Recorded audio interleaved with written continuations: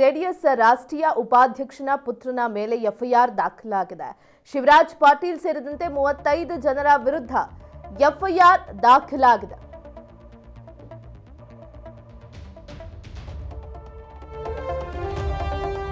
ಶಿವರಾಜ್ ಪಾಟೀಲ್ ಸೇರಿದಂತೆ 35 ಜನರ ವಿರುದ್ಧ ಎಫ್ಐಆರ್ ದಾಖಲಾಗಿದೆ. ಪ್ರತಾಪ್ ರಾವ್ ಪಾಟೀಲ್ ಪುತ್ರ ಶಿವರಾಜ್ ಪಾಟೀಲ್ ಮಹಿಳೆ ಮತ್ತು ವೃದ್ಧನ ಮೇಲೆ ಮಾರಣಾಂತಿಕ ಹಲ್ಲೆ ಮಾಡಿದ್ದಾರೆ ಅನ್ನೋ ಆರೋಪದಲ್ಲಿ 35 ಜನರ ವಿರುದ್ಧ ಎಫ್ಐಆರ್ ದಾಖಲಾಗಿದೆ. ಗುಂಪು ಕರೆದುಕೊಂಡು ಹೋಗಿ ಮಾರಣಾಂತಿಕ ಹಲ್ಲೆ ಮಾಡಿದ್ದಾರೆ. ಜಮೀನು ವಿವಾದಕ್ಕೆ ಸಂಬಂಧಿಸಿದಂತೆ ಹಲ್ಲೆ ಮಾಡಿರುವಂತಹ ಆರೋಪ ಕೇಳಿ ಬರ್ತಾ ಇದೆ.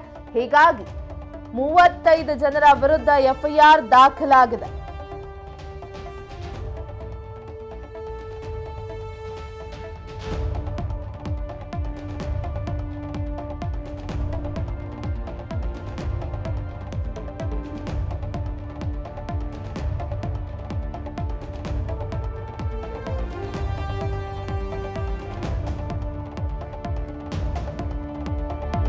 ಹಲ್ಲೆ ಕೇಸ್ 7 ಆರೋಪಿಯಾಗಿರುವಂಥದ್ದು ಶಿವರಾಜ್ ಪಾಟೀಲ್ ಅವರು.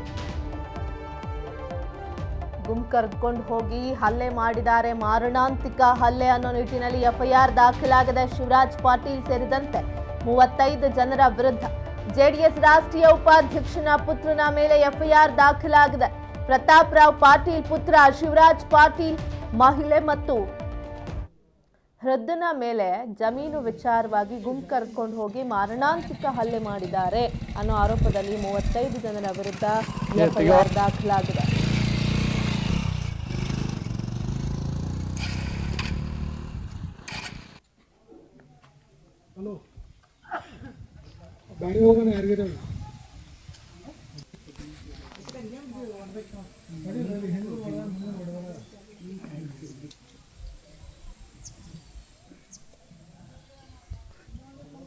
ಬೆಳಗಾವಿ ಜಿಲ್ಲೆ ರಾಯಭಾಗ ತಾಲೂಕಿನ ಹಾರುಗೇರಿ ಪೊಲೀಸ್ ಠಾಣೆಯಲ್ಲಿ ಪ್ರಕರಣ ದಾಖಲಾಗಿರುವಂತದ್ದು. ಗುಂಪು ಕರೆದುಕೊಂಡು ಹೋಗಿ ಮಹಿಳೆ ಮತ್ತು ವೃದ್ಧನ ಮೇಲೆ ಮಾರಣಾಂತಿಕ ಹಲ್ಲೆ ಮಾಡಿದ್ದಾರೆ. ಅಕ್ಟೋಬರ್ 7ರಂದು ಹಾರುಗೇರಿ ಪೊಲೀಸ್ ಠಾಣೆಯಲ್ಲಿ ಪ್ರಕರಣ ದಾಖಲಾಗಿರುವಂತದ್ದು.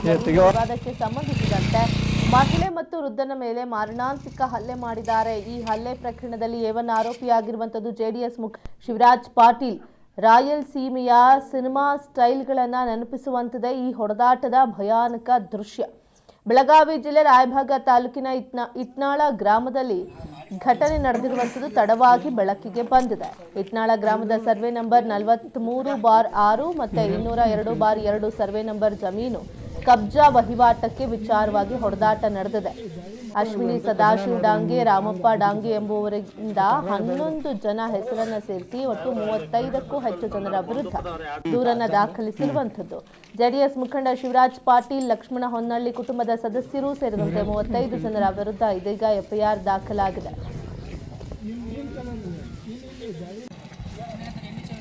A1 ಆರೋಪಿ ಸೇರಿದಂತೆ ಪ್ರಮುಖ ಆರೋಪಿಗಳನ್ನ ಬಂಧಿಸಿದ್ದಾರೆ. ಆದರೆ ಹಾರುಗೇರಿ ಪೊಲೀಸರು A1 ಆರೋಪಿಯನ್ನ ಬಂಧಿಸುವಲ್ಲಿ ಹಿಂದೇಟನ್ನ ಹಾಕ್ತಾ ಇದ್ದಾರೆ ಅನ್ನೋ ಆರೋಪ ಕೂಡ ಕೇಳಿ ಬರ್ತಾ ಇದೆ.